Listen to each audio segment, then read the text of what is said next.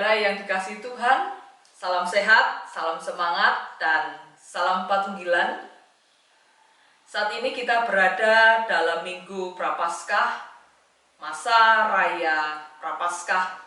Kita diajak untuk merenungkan akan kasih dan pengorbanan Tuhan dalam kehidupan kita. Oleh karenanya bersama-sama dalam ibadah keluarga saat ini, kita menghayati akan kehendak Tuhan. Dan mari kita bersama memulai ibadah kita. Kita masuk di dalam doa. Mari kita berdoa. Ibadah keluarga yang kami lakukan saat ini, kami lakukan di dalam pertolongan Tuhan, Sang Pencipta langit dan bumi, yang kasih dan setianya senantiasa kekal dalam kehidupan ini. Amin. Kita memuji nama Tuhan dengan nyanyian Kidung Jemaat nomor 222 bagian B pada baitnya yang pertama.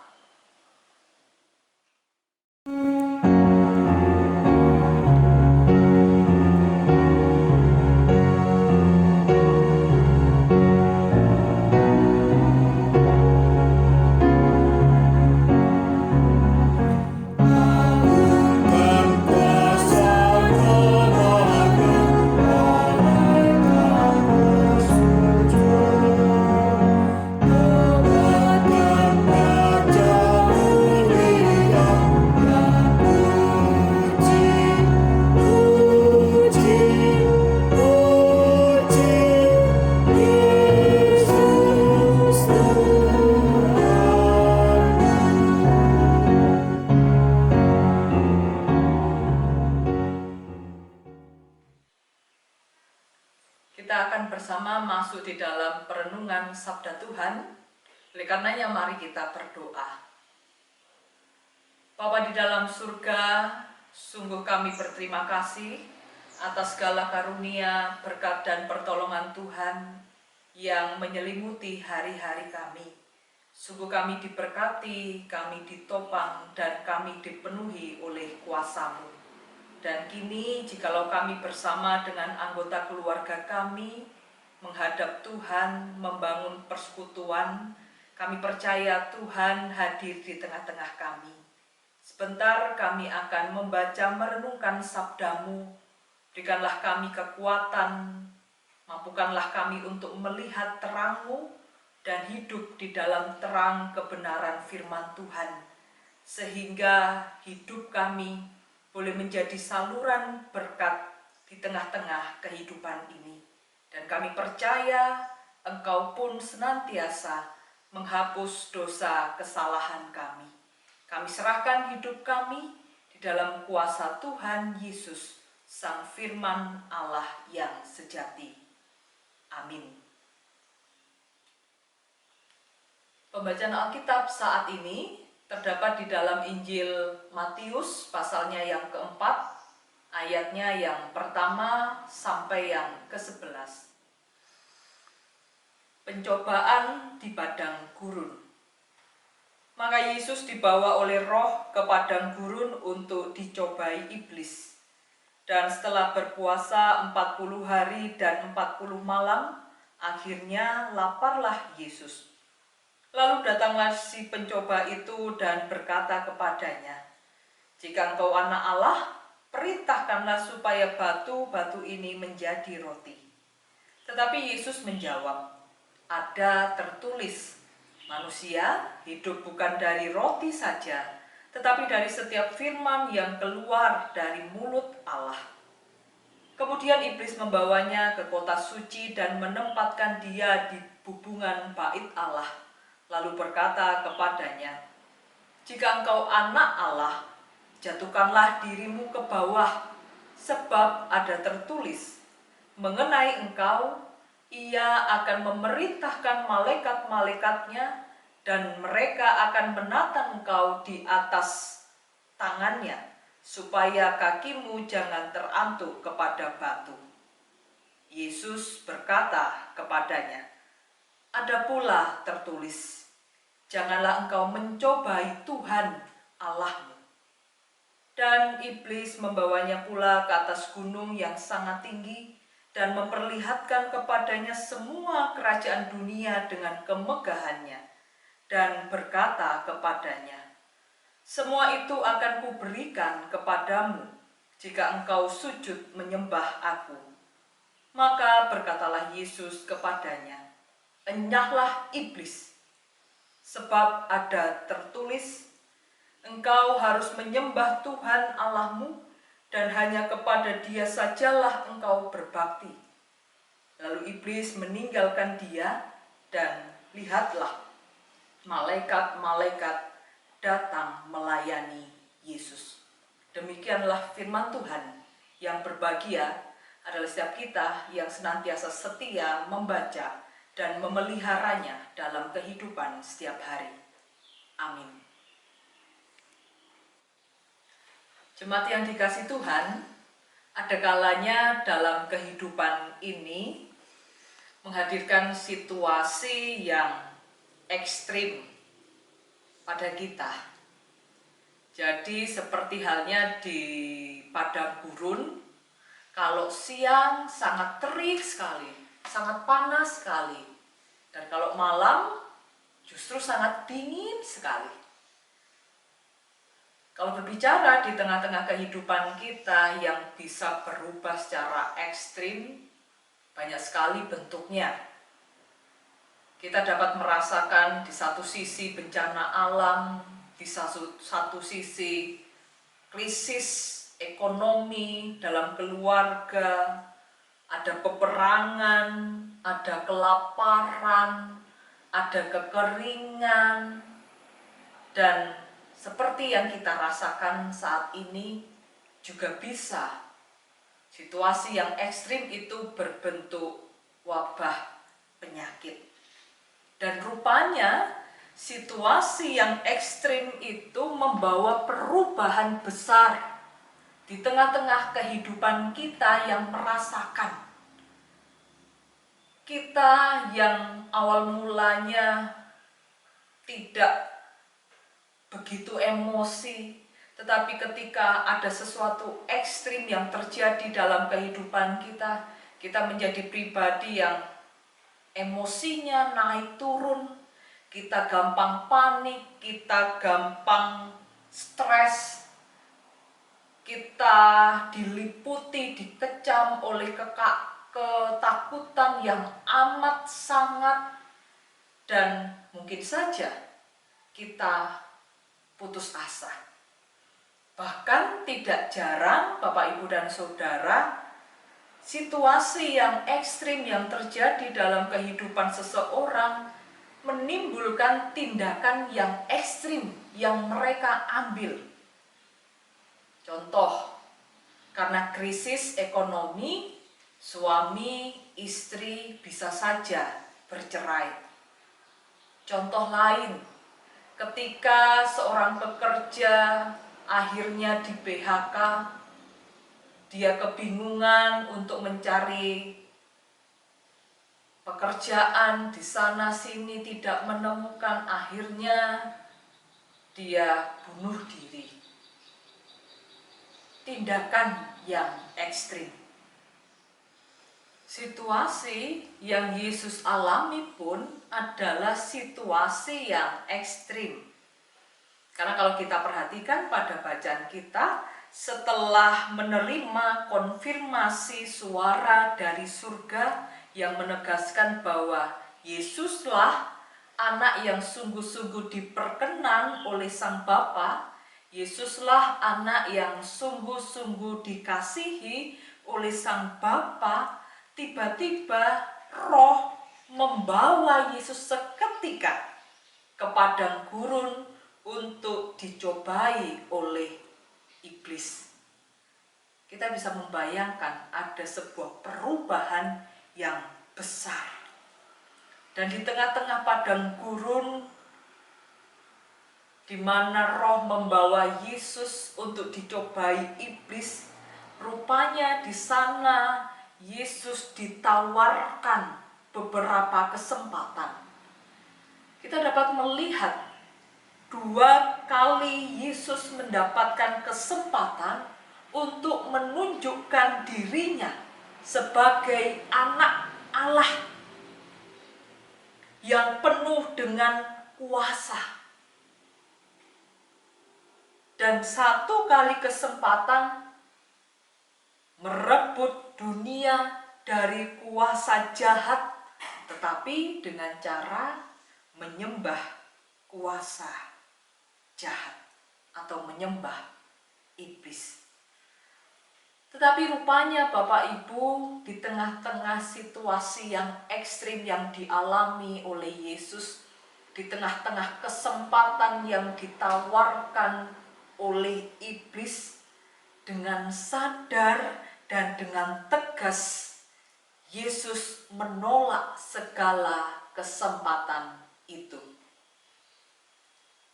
Kesempatan itu sungguh-sungguhlah menguji Yesus, menguji kebebasannya dalam mengambil keputusan. Bisa saja karena awalnya dia telah mendapat konfirmasi, ia adalah anak Allah yang mendapat perkenan Sang Bapa. Ia bisa menunjukkan apa yang diinginkan oleh iblis seketika itu. Tetapi tidak. Yesus benar-benar mempertimbangkan segala keputusan yang diambil pada saat itu. Di tengah-tengah goncangan ekstremitas kehidupan, Yesus tetap bertanggung jawab kepada Sang Bapa. Yesus tidak terpengaruh pada kesempatan yang tersedia ataupun pada pencobaan itu. Dan disinilah Bapak Ibu dan Saudara, kita perlu belajar pentingnya menjaga kewarasan akal sehat. Jemaat yang dikasihi Tuhan, rupanya setiap keadaan seringkali menguji kita. Menguji apakah kita mau bertanggung jawab atas keadaan itu, ataukah justru kita melemparkan tanggung jawab itu kepada orang lain, kepada situasi, bahkan kepada Tuhan, sehingga seolah-olah ketika kita memutuskan suatu tindakan, oh ini bukan tanggung jawab saya tidak bersalah jikalau saya mengambil keputusan itu, karena situasinya yang seperti ini, karena Tuhan yang mengadakan suasana seperti ini. Jadi bukan salah saya. Oh tidak Bapak Ibu. Rupanya di setiap keadaan, di setiap situasi menuntut setiap pertanggungjawaban kita sendiri, di mana kita perlu menguji hati dan menguji pertimbangan-pertimbangan kita, sehingga melahirkan pertimbangan yang baik. Sebab Bapak Ibu, kesadaran yang rendah dan pertimbangan yang tidak baik, pertimbangan yang asal nabrak, akan melahirkan tindakan yang ekstrim. Dan ketika tindakan ekstrim itu yang dijadikan sebagai jalan pintas, misalkan pukul saja, misalkan bunuh saja, misalkan cerai saja untuk menyelesaikan masalah ini, itu yang dijadikan penyelesaian, itu yang dijadikan jalan keluar untuk mengambil keputusan, rupanya tidak akan menjadi penyelesaian masalah yang baik, justru menambah masalah yang baru. Sebaliknya Bapak Ibu, kesadaran yang utuh bahwasannya kita bertanggung jawab atas situasi yang terjadi saat ini, dan kita memiliki pertimbangan-pertimbangan yang baik, memikirkan pertimbangan-pertimbangan yang baik di dalamnya, maka hal itu akan melahirkan yang namanya akal sehat. Dan akal sehat itu diberikan oleh Tuhan. Nah, disinilah pentingnya kita harus terus memiliki akal sehat, menjaga akal sehat, agar supaya kita memiliki kematangan dalam berpikir dan bersikap. Jadi dengan begitu Bapak, Ibu, dan Saudara, dalam hidup orang percaya, selain firman Tuhan yang harus menjadi pedoman kehidupan kita, kita diajak untuk juga menjaga akal sehat kita. Sehingga di setiap padang gurun kehidupan, di setiap naik turun kehidupan, di setiap pergumulan hidup yang kita alami, kita senantiasa berjalan bersama Tuhan, dan setiap keputusan yang kita ambil senantiasa didasarkan pada pertimbangan-pertimbangan yang baik, didasarkan pada akal sehat yang dipimpin oleh kehendak Tuhan semata. Kiranya Tuhan memampukan kita untuk senantiasa berjalan bersama Dia di dalam akal sehat kita. Tuhan memberkati. Amin. Respon perenungan saat ini, mari kita bernyanyi dari Kidung Jemaat nomor 53 pada baitnya yang kedua.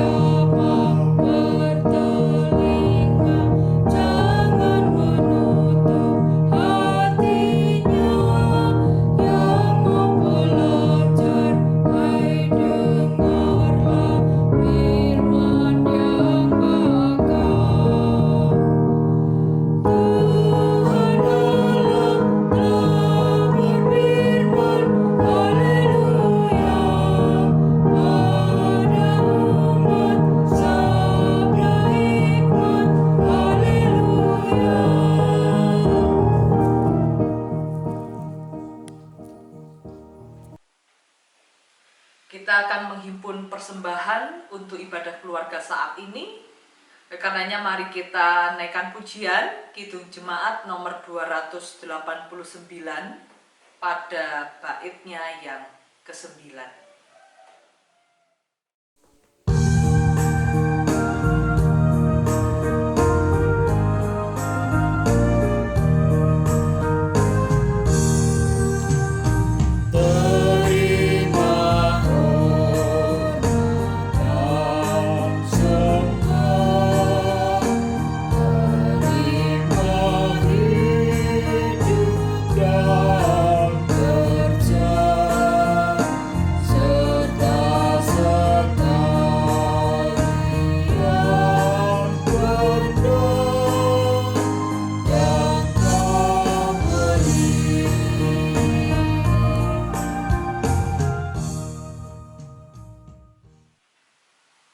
Kita masuk dalam doa syafaat.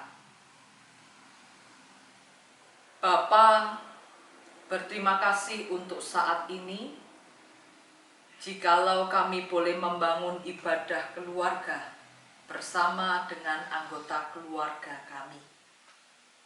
Pimpin dan sertai kami ketika kami menghadapi segala kehidupan pemberian Tuhan, dengan segala pergumulan, dengan segala tantangan yang ada di dalamnya.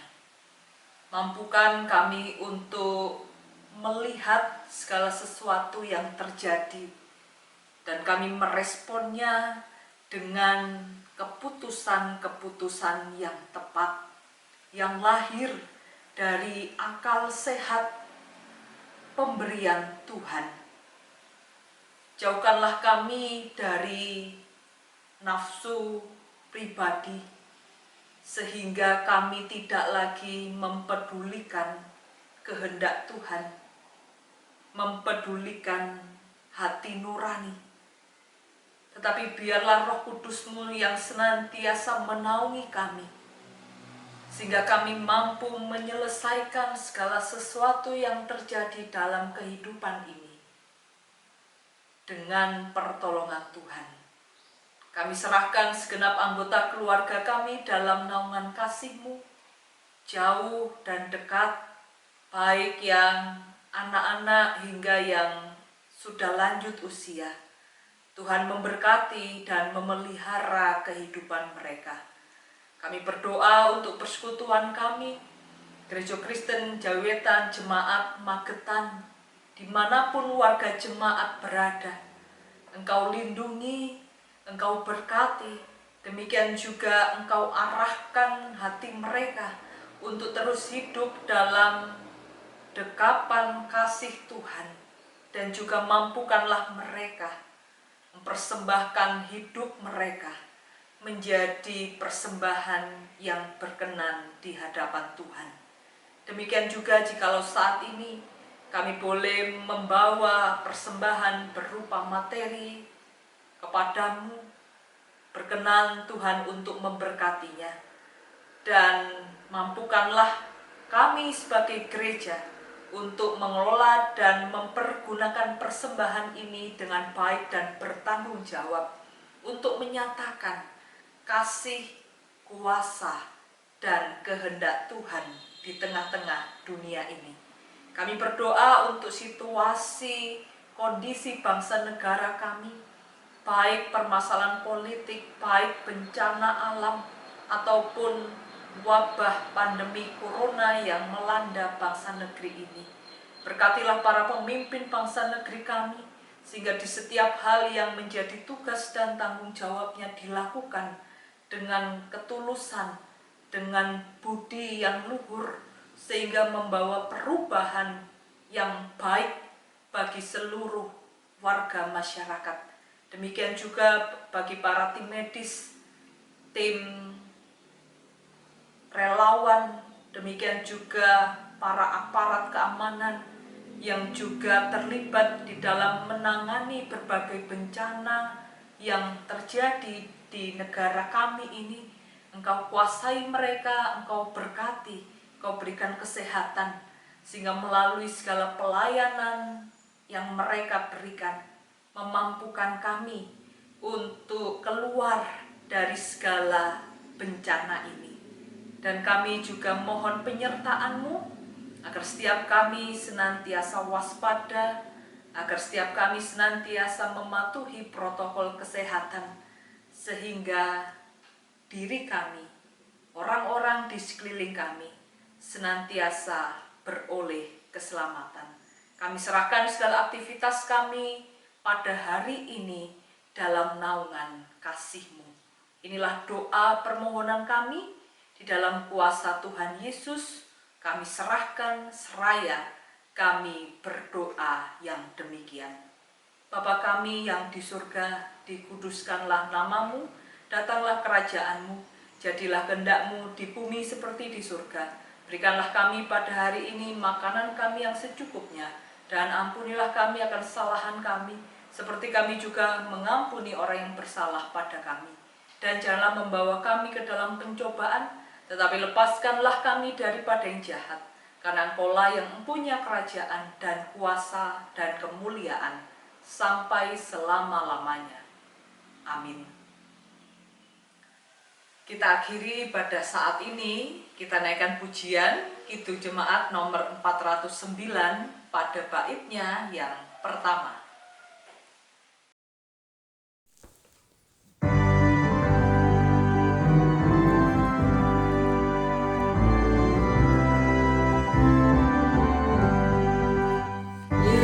Yesus kau menggodaku di samudra hidupku, pada topan menggeram dan gelombang menyerang, kemungkinan hidupku. Yesus kau menggodaku.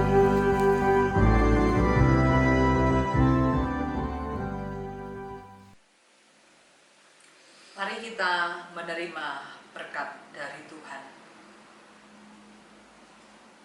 Kasih karunia dan damai sejahtera dari Tuhan Allah Sang Bapa dalam karya Tuhan Yesus Juru Selamat dunia melalui kuasa Roh Kudus dicurahkan hari ini sampai kekal selamanya.